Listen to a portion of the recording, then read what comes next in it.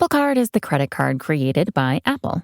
You earn 3% daily cash back up front when you use it to buy a new iPhone 15, AirPods, or any products at Apple.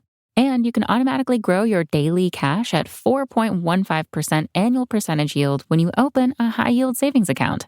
Apply for Apple Card in the Wallet app on iPhone. Apple Card subject to credit approval. Savings is available to Apple Card owners subject to eligibility. Savings accounts by Goldman Sachs Bank USA, member FDIC. Terms apply. Hold music. You want to avoid it, and so do your customers. So say goodbye to hold music and hello to faster, smarter support with Salesforce. Make service more personal and agents more productive using built-in trusted AI. Then watch costs and wait times drop and satisfaction soar. Support customers in a whole new way with Service GPT. Learn how at salesforce.com/servicegpt. Good afternoon, everybody. My name is Bill Van Veghel. I am the co-host of two podcasts, Land of the Creeps podcast, which reviews horror films exclusively, and the Phantom Galaxy podcast, where we review films of horror, science fiction, fantasy, action, documentary, drama. If it's on celluloid, we'll probably watch it.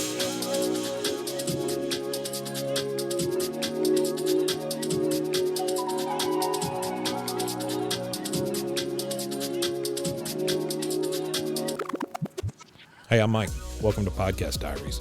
These are the stories of podcasters who feel alone, just like you.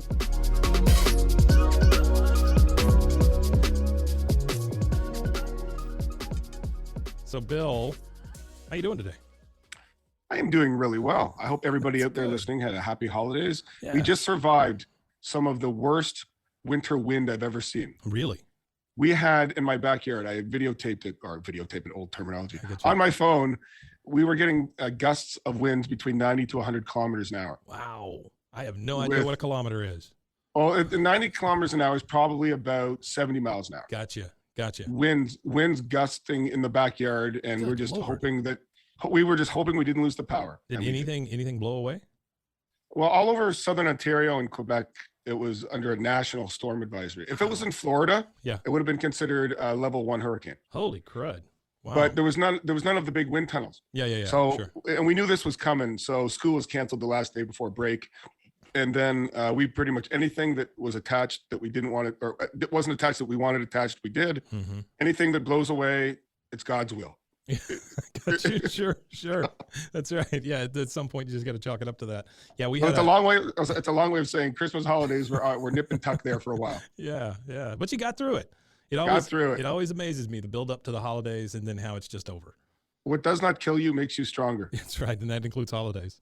So Absolutely. Tell me, let's talk about you. What do you do in the real world, or if you want to share that? Yeah, no, absolutely. I am an elementary school teacher. Wow. Okay. So I teach the 5th and 6th grades. Yeah.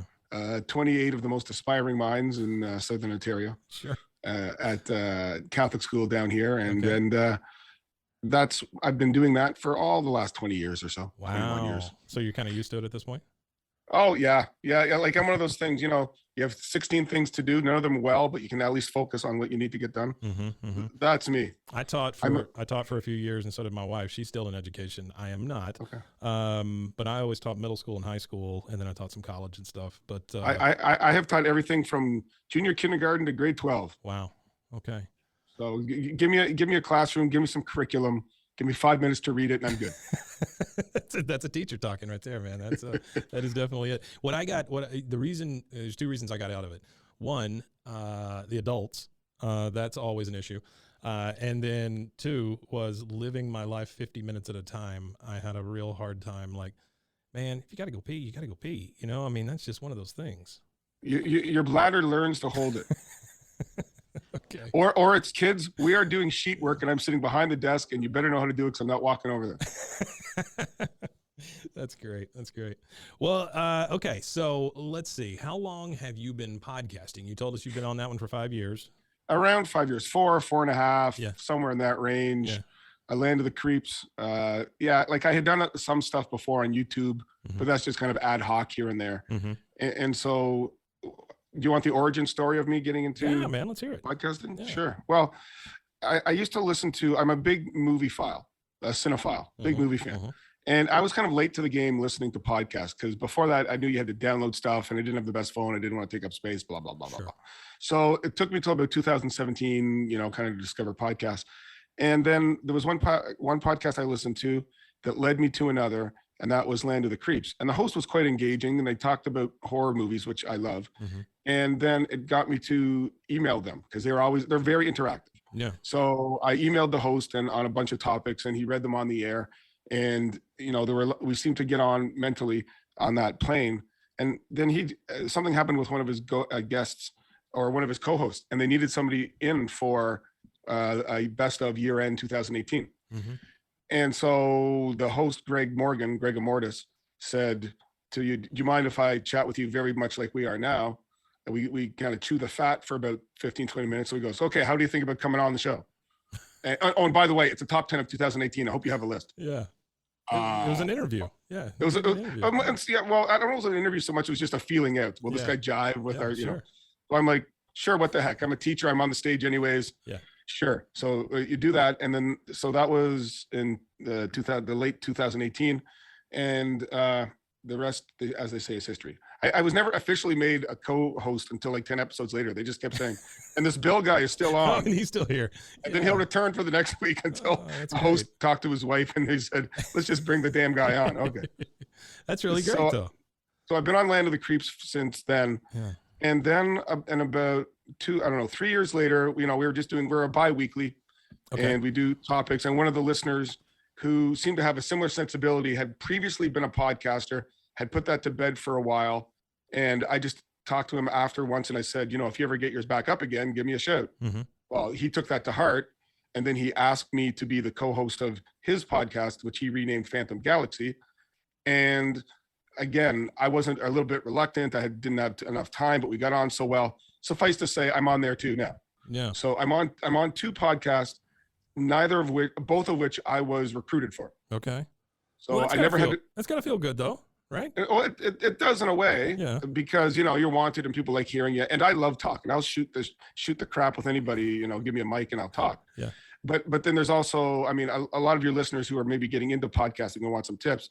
There's a lot of stuff you will know better than I. The amount of stuff that goes on behind the scenes that Joe Blow doesn't hear or see. Sure.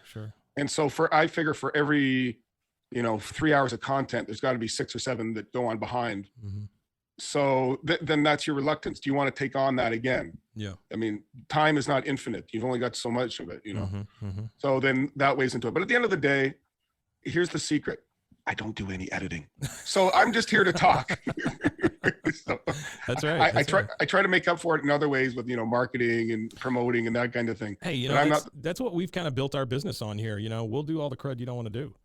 We get our creators, they come in here, they record their episodes and then they leave.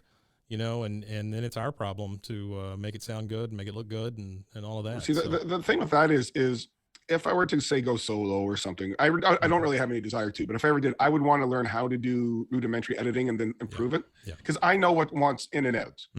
I might ask for help for somebody to create designs or logos, right? That kind of thing. But the actual content itself, I'm not one of these a gold personality type A, got to control it all. But I do know what I want my sound to be or the point I'm trying to make. Well, I will say that it is easier to edit, and maybe some people disagree with me, but it is easier to edit yourself because you know what's coming up. It's easier for me to know, I screwed up that word than to edit you and go, oh, wait, that's the way he pronounces that word. It's good. I don't have to make those decisions. The other thing about it is sure, you can edit in every pause, every whimper, every burp, whatever. But at a certain point, it has to sound like you're still naturally talking. So if you cut right where the words begin and end, is that how you would actually speak around the water cooler? No, it sounds very robotic, and I don't like that. We leave a lot of stuff in. We're more about making the room sound better and the overall product sound better than we are specific words and people's phrases. I think that people talk the way they talk, and if somebody in the room doesn't understand what I'm saying, they're going to ask me to explain. And that means that there's 4,000 other people on the other side that don't understand what I'm saying. And so I needed to explain it. There's no reason to cut that out. I was going to say, the human voice has a certain cadence. And after you listen to anybody for a while, you kind of get where they pause and how they inflect. and these sort of things. And so, I mean, I've heard of podcasts that do zero editing. Yeah. What they say is put out. That's different. And I personally always thought that was just because they didn't want to learn how to do the editing. Mm-hmm. But I mean, some people say, well, that's the natural product. Yeah, but you want to hear yourself scratch and burp and things falling. And, you know, I've done ones where there's lots of background noise and things. I mean, that's ambiotic things that will interfere with the flow of the actual podcast. I don't mind watching how the sausage is made, but I still want you to put it in that tube. You know, I mean, that's the thing, right? I mean, you still want that end product. You don't want the whole thing.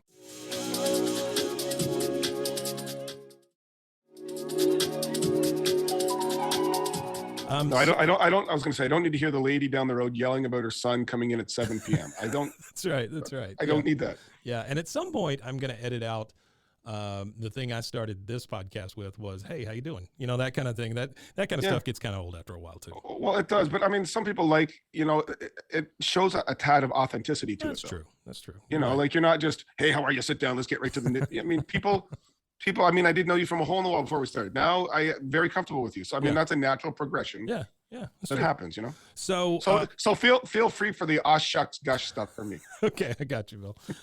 So just real quickly, where do you think the cinephile part comes from? I grew up working in video stores. I owned 3 little video stores for a while.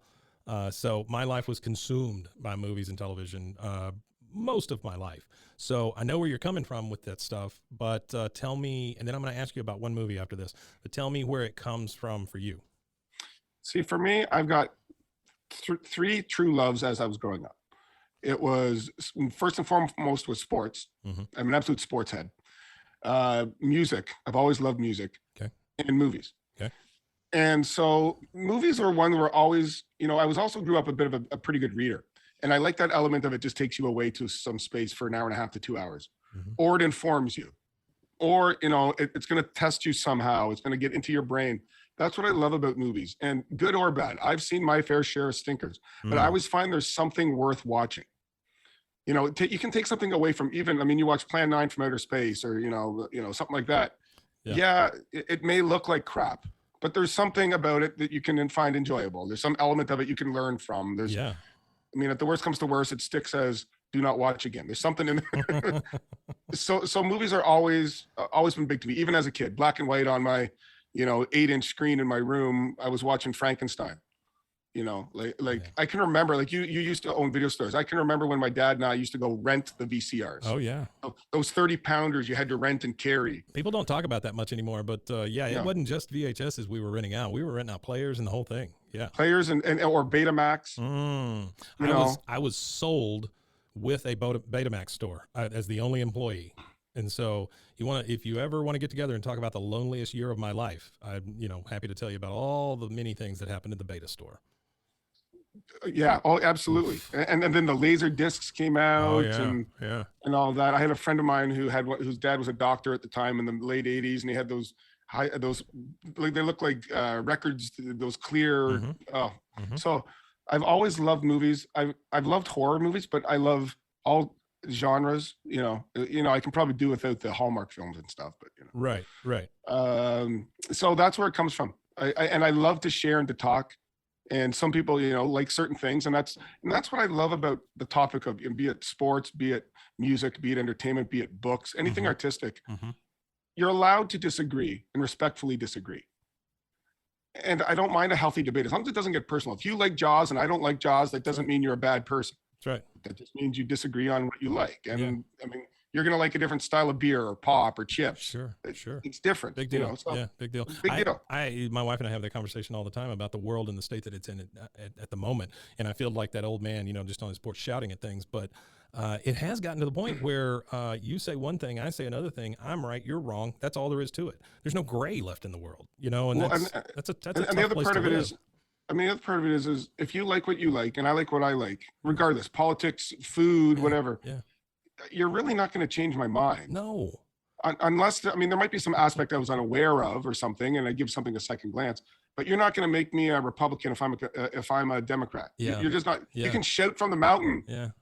I'm still an intelligent person that makes my own decision. Or if you Facebook page. Yeah. If you like spicy food and you don't, you know, it is what it is. You like what you like, you know? Who cares?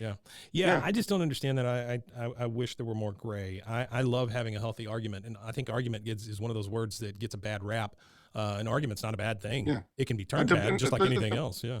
I mean, there's nothing wrong with debate itself will unlock truths or point of views that you wouldn't have maybe thought of otherwise. Yeah. Which is fine. But as I say, with whatever your point of view is, don't try to drag it down my throat. Yeah. Make me aware of it, and I can make my own decision. And that's why I love this format. I'm not a politics guy. I'm not a religion guy. I'm not going to dive into flat earth theory or anything with you. But if you want to talk about whether the Toronto... It's the rest of my questions. I was going to say, but if you want to talk about whether the Toronto Blue Jays added enough outfielders in their off season, yeah, you can debate that. Absolutely. You know? Sure. So I'm staring over your shoulder at Christopher Lee, right? Yep. Yeah. So is that a prized possession there? I see it's. I literally just picked that up. Last Halloween, I was at a horror convention in Niagara Falls, Ontario. Yeah. And those things are, I mean, you better bring your wallet because you're going to be spending a whack load of money. Yeah. So I picked that up, which I like. But my all-time favorite. Is it an album? No, it's a metal sign. Oh, okay. All right. Great. From The Taste of Dracula. For me personally, Christopher Lee is my favorite Dracula. Bela was fantastic. Sure. And, you know, people to this day still think Dracula has a Hungarian accent, which he doesn't. But Christopher Lee was, you know, he's strong, masculine, sexual, dominant, those eyes, so veering. The guys wanted him and the girls wanted him. Like that's the sense of, you know. That's what Dracula should be. Yeah. That's what Dracula should be. You know, the guys want to beat him up and the girls want to jump on him. There you go. So my wife and I, we watched the movie The Invitation last night on Netflix. Oh yeah. Yeah, it's the one. Oh yeah. Yeah, you know, have you seen it? Yeah, that's from this year. That's the one where the girl in the States goes to England. Yes. Yeah. Yes. That was a little bit of a slog. That was a bit of that was one of those movies where the bones are there, but it wasn't quite executed the way you'd want. No, it wasn't. No. There's several movies like that one. There's one where the bride comes in and then she finds out that the family has this weird game of hide and seek that they play with the bride. I can't remember the name of it, but that one's done really well. Yeah, that one was actually shot 20, maybe 15 kilometers west of me. Wow. Okay. Yeah, which would be, you know, maybe 10 miles. Yeah. That's a much better movie. Yeah, it's a much better movie. That's a good one. Okay. So as a guy who does a lot of horror and sci-fi stuff, okay, I'm going to ask you about one movie, and fair or not, this is usually how I judge people. So the movie is called Rubber. Rubber. Have you seen it? Oh, I've seen Rubber. Yeah. Yes, I've seen Rubber. Tell me your thoughts on Rubber real quick. Oh, Rubber is it's the one form of movie that when you watch horror, you put your brain at the door, you grab your popcorn, your favorite libation, and just go with the flow. There's no need for logic or a linear story. You follow the Roger Corman. Everybody knows Roger Corman, famous for making films under budgets, time restraints. He said there are the 3 B's of horror movies: boobs, beasts, and blood. That's what you need to sell a movie. Boobs, beasts, and blood. Yeah, sure. And generally you need at least 2 of those 3. Right. Ideally all 3. And that's what the people want to see.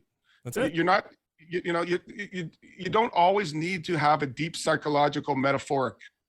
Just give me some blood and guts. That's what I need. You can be very successful if you follow the hero's journey and those 3 things. That's really all you need. And I mean, a good horror movie or a good movie in general, regardless of genre. Yeah. If you care about the characters, you don't even need to care about the characters. You have to care about the character's plight. That's it.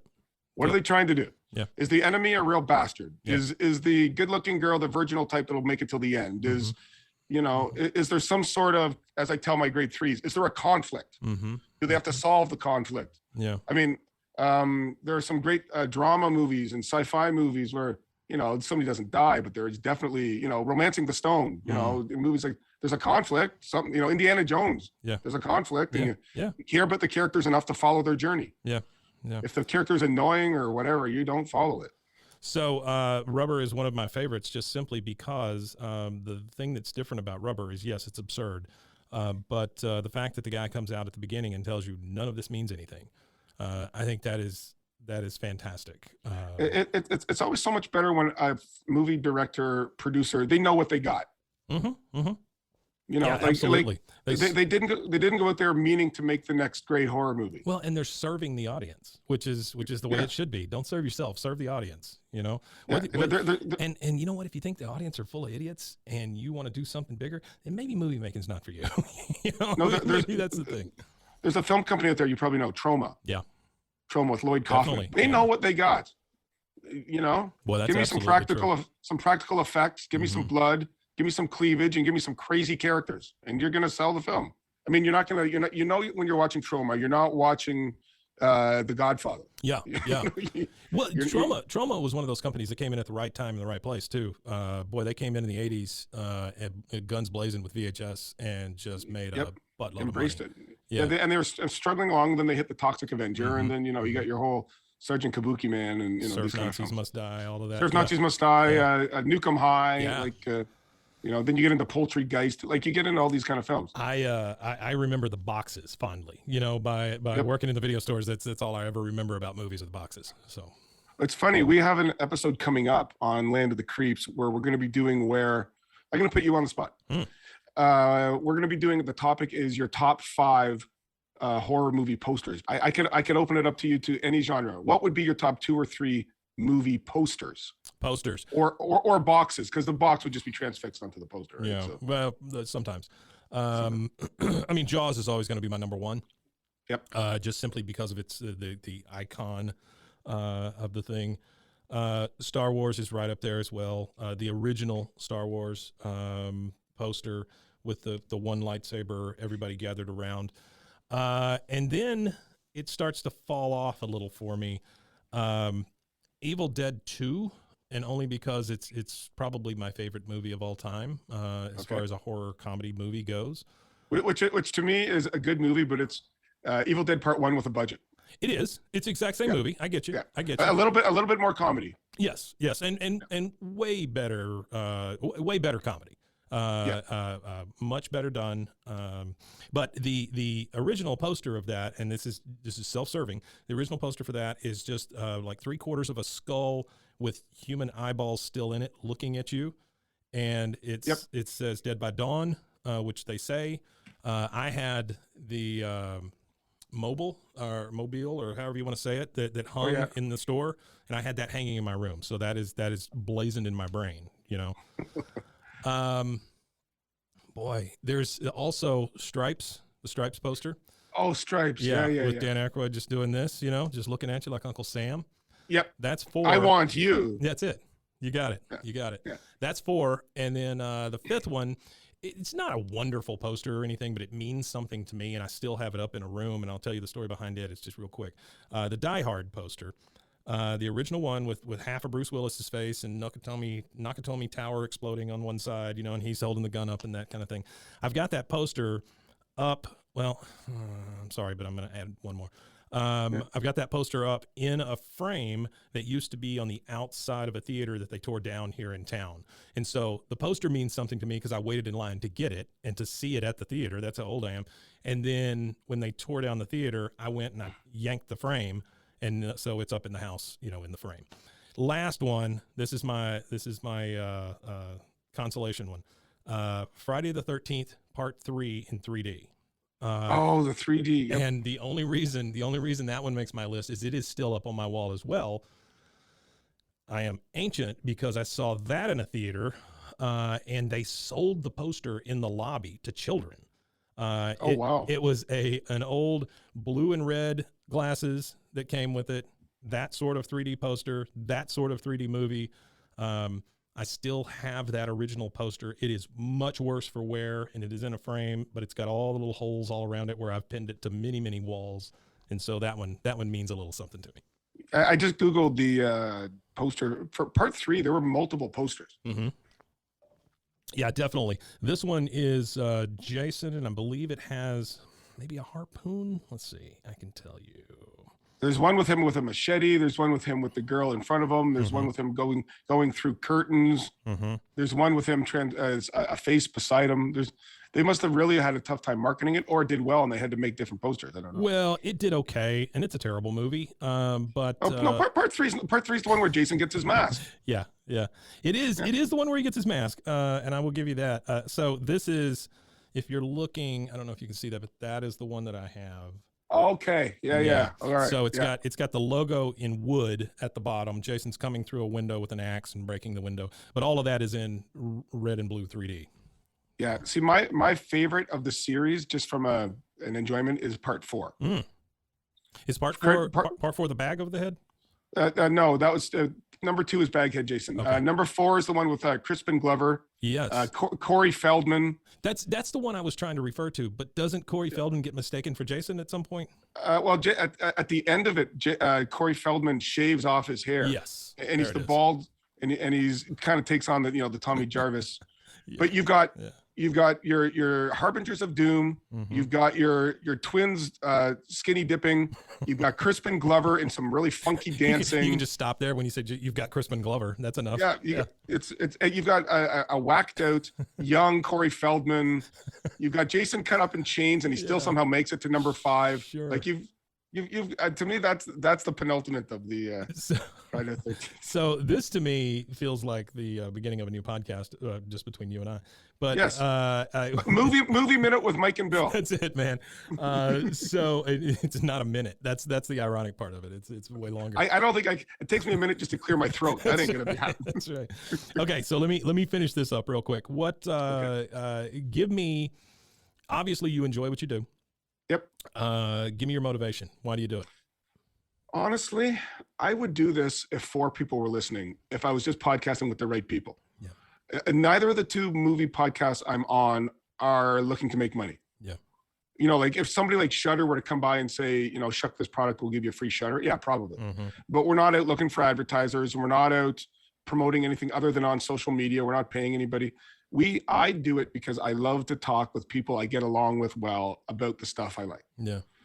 And so, like Land of the Creeps has a fairly decent audience. It's been around for a long time. We know people, tentacles all over the place, but just the guys, there's myself, there's Dave Becker, there's Pearl, and there's Greg. And we just talk about movies. Our last episode was 10 hours. Good Lord. We recorded it over 2 separate recordings. I'm looking at my engineer and she just had a stroke. So yeah, 10 hours. The wife of the main host, Greg Morgan, Pearl, she had to edit out I think about 45 minutes. Wow. And she had to listen to all 10 and a half to 11 hours of recording to edit it down. Is it multiple episodes at this point? Or? No, that is one episode. What we did is it was our 300th. Gotcha. And we do on the show, we let the audience record either voicemails or there's a phone line and we play them. Yeah. And there's no paywall that like everybody gets heard. Yeah. And so we said we're not reviewing any movie. Just call in with what you've liked over the years, whatever, comments, questions, whatever. And we had to stop. We went from 6:15 till midnight one night. Wow. And then the next night from 7 till about 12. That's fantastic though. But most of our episodes honestly are about 4 to 6 hours. You know how lucky you are to have an audience that will call in though? I mean, that's a big deal. Well, and that's the thing, sometimes it gets a bit long, but on the other hand, our fans I hate saying fans, our listeners, I consider family. Okay. And they're just calling in about, maybe our topic is Italian horror, maybe our topic is animals or slashers or whatever it is. And they just feel comfortable calling in. We've got about 10 to 12 that call in every week. Wow. So I will say this like fixtures on the show. Yeah, exactly. We've got one person on our show, Greg Bench, who the phone only goes 3 minutes and then it beeps. so the term is now you've been benched because he will call. That's great. Yeah. And on and Phantom Galaxy, I love doing because I can talk horror, but I can talk sci-fi, I can talk music. We're like the Russian nesting dolls of podcasting because we have shows on anime, we've got shows on music, we've got shows on X-Files, we've got shows on collecting. Yeah, like but the bottom line is if I didn't enjoy it, I wouldn't do it. Yeah, that's like, to me, I have no grand illusions of being Joe Rogan or anybody of that nature. Yeah. I enjoy it. I want to have some fun. I'll talk it. The moment I don't like it, I have no problem walking away. Yeah. That's a great answer. I've gotten many, many different answers on that. And but I can tell you that most of them boil down to I enjoy it. Yeah, like You know? I mean, I've if not somebody gotten wants, one person that said, "Oh, I'm in it for the money." You know, no, I'm in it like to if make somebody money. wants to throw me a sweatshirt or a mug, sure, great, Sure, whatever. right? But I mean, as I said, I would do it with 4 people if and 8 people listened. Yeah. If I just got to talk about things I enjoy about with people I like. Right. Well, I tell you what I like is this conversation, Bill. This has been a lot of fun. This has been, and keep that movie minute with Mike and Bill in the back of your mind. Hey, Because if you have the a people here understand that I will keep that in the back of my mind, and I will be contacting you, Bill. That's not a problem to start a new show. all righty, and for all the listeners out there, you can find me on Land of the Creeps, and you can find me on Phantom Galaxy. We're on all your podcatchers, Spotify, Apple Podcasts, etc., etc. You'll find us, and you know what? Join us. We have Facebook groups, and I just love talking. Yeah. Mike, you can bug me anytime you want. Well, thanks, Bill. I really appreciate that, man. It's been really nice getting to know you, and I hope this is not the end of it. I hope so too. Yeah. All right. Well, take it easy, man, and then we'll talk again soon. Let's hopefully my backyard doesn't blow away next time. That's right. Check out more Podcast Diaries and plenty of other shows at roguemedianetwork.com. If you have a story to tell, reach out to us. info@roguemedianetwork.com. This has been a Rogue Media Network production.